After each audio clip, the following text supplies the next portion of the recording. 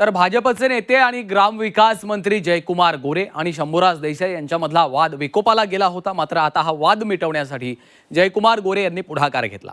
साताऱ्यामधील शासकीय कार्यक्रमात दोन्ही मंत्री एकाच स्टेजवर आले.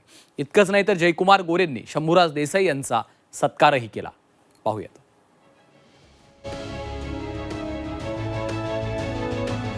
साताऱ्यातील जनतेला राजकीय सरप्राईज. जयकुमार गोरेंच्या हस्ते शंभूराज देसाईंचा सत्कार. गोरेंकडून वादाला मुठमाती देण्याचा प्रयत्न.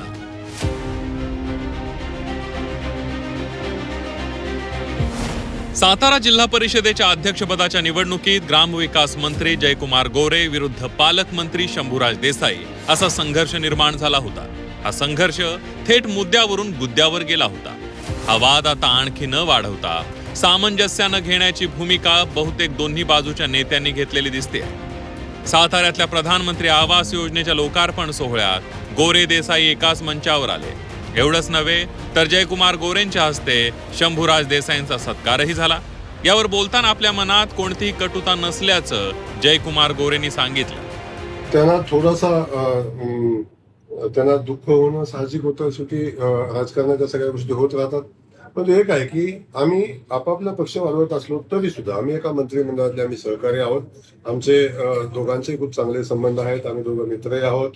तेव्हा त्यांनी मला कधीच कुठल्या कार्यक्रमाला स्वतः फोन करून बोलवलं नसलं तरी सुद्धा मी त्यांना स्वतः मी काल फोन केला. माझ्या लोकांनी पाठवलं होतं आणि मी स्वतः फोन केला आणि निमंत्रणही दिलं होतं. मी त्यांचं मनापासून कौतुक करेन, अभिनंदन करेन किंवा आभार मानेन की त्यांनी माझ्या निमंत्रणाचा स्वीकार पण केला आणि पालकमंत्री पदाचं दायित्व त्यांनी या ठिकाणी येऊन पार पाडलं. आणि आमचे पालकमंत्री आहेत, आम्ही सगळेजण एकत्र काम करू. झेडपी अध्यक्षपद निवडणुकीपासून शिवसेना आमदार महेश शिंदे आणि शंभूराज देसाई यांच्यात वितुष्ट आलं. याबाबत बोलताना जयकुमार गोरेंनी त्यांच्यातलाही अबोला मिटेल असा विश्वास व्यक्त केला. गोष्ट असते ती काय तात्पुरती असते, ती चिरकाल नसते. तेव्हा एकमेकाला दुखावणं, एकमेकाच्या मनाच्या विरोधात काही गोष्टी होणं हे राजकारणात सातत्यानं होत असतं. परंतु एक गोष्ट आहे की एकदा त्या गोष्टी घडून गेल्यानंतर हे काय बांधभावाचं वैर नसतं की ते आयुष्यभर टिकवायचं असतं. त्यामुळे आता त्या परिस्थितीनं आपण पुढे गेलेलो आहे. आता जिल्हाध्यक्षाची निवड झालेली आहे. आता त्याच्या पुढे आपण गेलेलो आहोत. त्यामुळे सगळेजण एकत्र येतील आणि जसं पूर्वी काम करत होतो एकत्र येऊन तसंच आम्ही काम करू. त्याबद्दल कुठली शंका नाही. शेवटी थोडासा वेळ लागतो ना.